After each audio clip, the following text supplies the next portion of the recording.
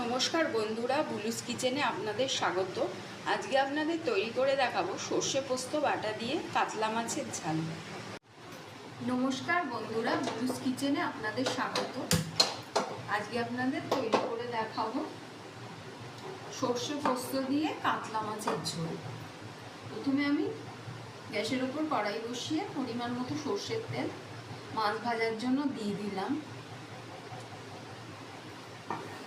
তেলটা গরম হলে আমি মাছগুলো ভেজে নেব।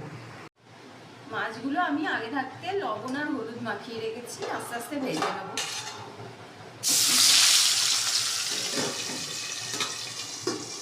আমি ঢাকা দিয়ে মাছগুলো ভেজে নেব।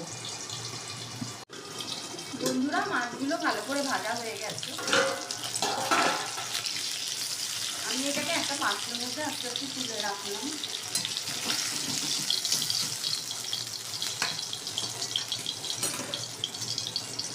এখন আমি কড়াইয়ের তেলের মধ্যে 5 ফোড়ন দেব।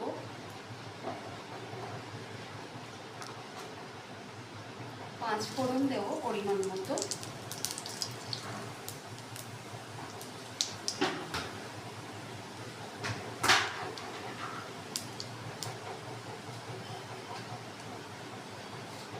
আর আমি আগে থাকতে একটা মশলা তৈরি করে রেখেছিলাম, সাদা সর্ষে 2 চামচ, পোস্ত 2 চামচ আর 4টে কাঁচা লঙ্কা বাটা। এর মধ্যে লবণ আর মিষ্টি আমি আগে থাকতে দিয়ে দিয়েছি, আর 2 চামচ টক দই ভালো করে ফেটিয়ে রেখেছি।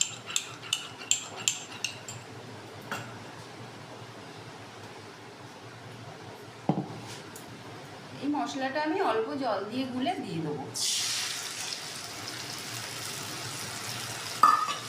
2 চামচ ফেটানো টক দই দিয়ে দেবো।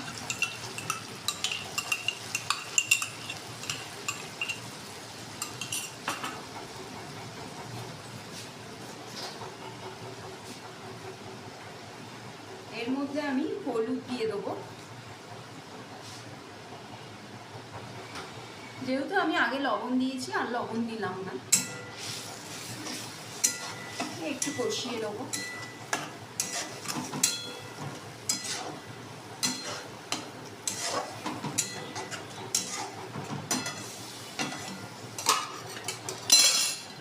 এবার মিক্সির বাটিটা ধুয়ে রাখা জলটা আমি এর মধ্যে ঢেলে দেবো।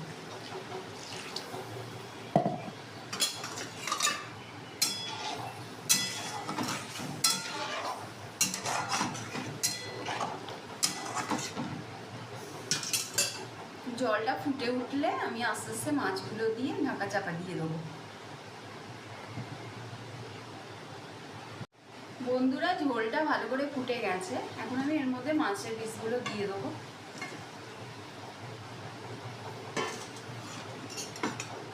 দিয়ে ঢাকা দিয়ে মিডিয়াম আঁচে করে 10-15 মিনিট হবে।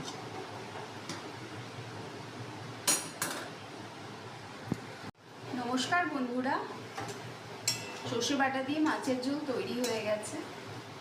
এখন আমি এর ওপর অল্প সর্ষের তেল, কাঁচা সর্ষের তেল ছড়িয়ে দেবো।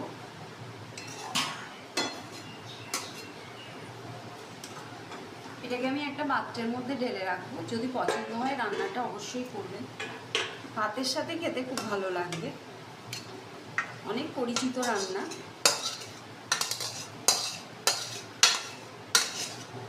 তবু যদি পছন্দ হয় লাইক আর সাবস্ক্রাইব করার অনুরোধ রইল।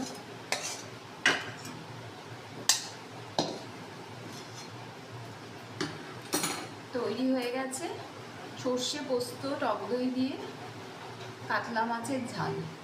বাই বন্ধুরা।